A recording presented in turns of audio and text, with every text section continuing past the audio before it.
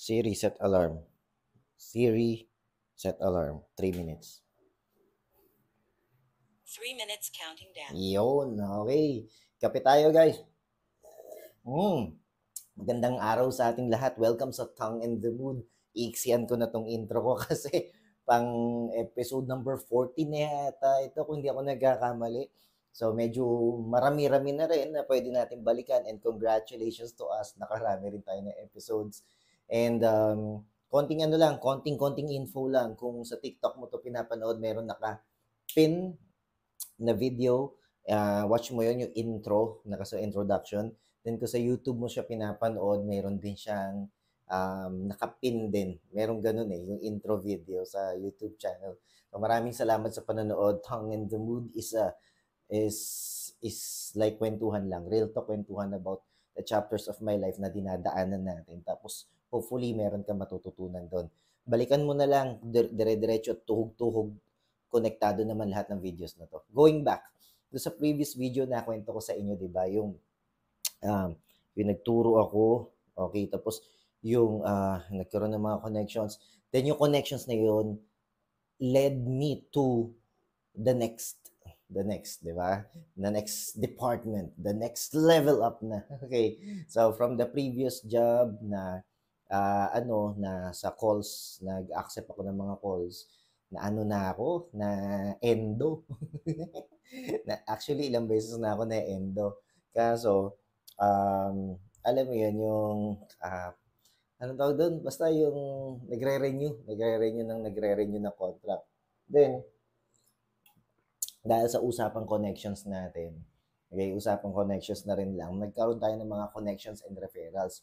Of course, nagpakitang gilas tayo sa mga, iba yung mga kinakwento ko sa inyo, yung mga connect-connect sa tao, pati pagmamagic, ginawan ko na lahat ng paraan para magkaroon lang ng mga kadikitan sa mga ka-rubbing elbows na mga big boss. Ayun, na refer ako sa isang department na kung tawagin is marketing and events.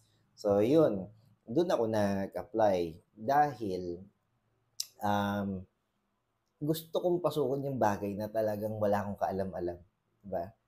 Hindi ako marketing person, di wala nga akong background sa marketing. Tapos lalo na events, wala akong kaalam-alam yan, di ko nga alam ginagawa. Basta isang bagay lang sigurado ko at natatandaan ko, lahat ng tao na nakikwentuhan ko, nalilipat ako sa department ng events and marketing. Ang sinasabi nila lagi sa akin, Jeff, okay ka lang, mahal mo pa ba ang buhay mo?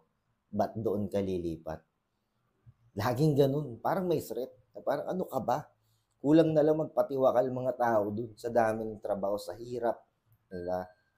Ngayon, anong ginawa ko?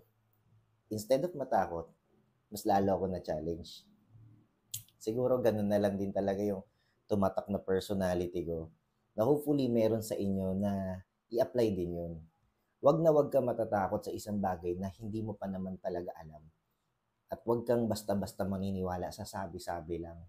Mas maganda, ikaw pa rin makapagpatunayan mo sa sarili mo, di ba? Eh di, pag hindi, if it's not for you, feeling mo, hindi ka tatagal doon sa trabaho na yun, sa dami ng ginagawa na yun, edi, alis, lipat. At least, nasubukan mo. At least, may bago kang kaalaman. At least, may bago kang nakilala. At least, may bago kang experience.